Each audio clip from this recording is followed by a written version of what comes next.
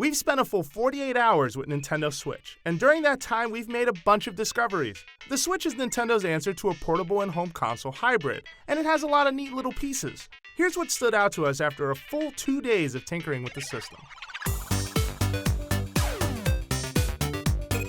First off, the Switch is a wide portable gaming device, but it's also a tiny console compared to a PS4 or an Xbox One. The width of the system in handheld mode with the Joy-Con attached make it a little difficult to travel with, so you might want to consider a case. Separating the Joy-Con from it makes the Switch much more travel-friendly, but it comes with the risk of possibly losing tiny controllers if you're not paying attention.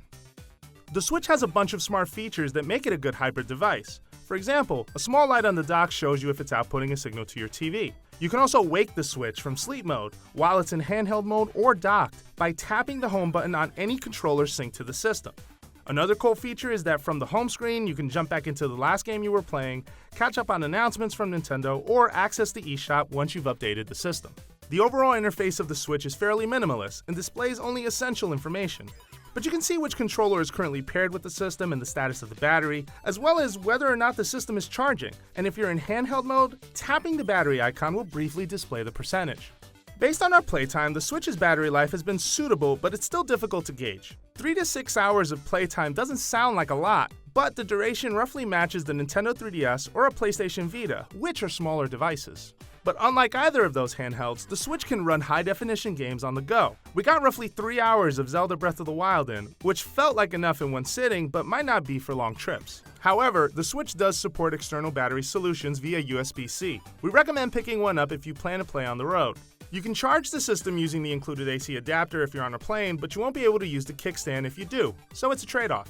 It's important to note that the Joy-Con have their own batteries that last for 20 hours, but the system won't charge the Joy-Con if it's running on portable power. The Joy-Con are small, responsive controllers for the Switch. However, we did run into one problem.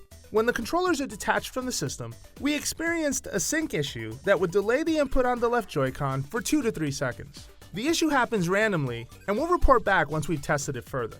When you're using the Joy-Con grip accessory, it feels like a proper controller, but the hollow materials used for it are a little light. If you're not a fan of tiny buttons, you should get a Pro controller. It's the most comfortable way to play Switch. Handheld mode on the Switch has a few other neat features. For starters, the Joy-Con make the signature click sound you heard in the commercial when they're attached to the system. Don't worry, they don't do this when the system is docked. Another cool feature in handheld mode is if you long press the home button, you'll have access to a quick options menu where you can adjust the brightness and even lock the system in sleep mode. You can turn off that system lock in the system options. Our experience so far with the Switch has been positive as a whole, but we're just getting started. Check out our unboxing of the Nintendo Switch and its accessories, and for everything Nintendo, you're already in the right place at IGN.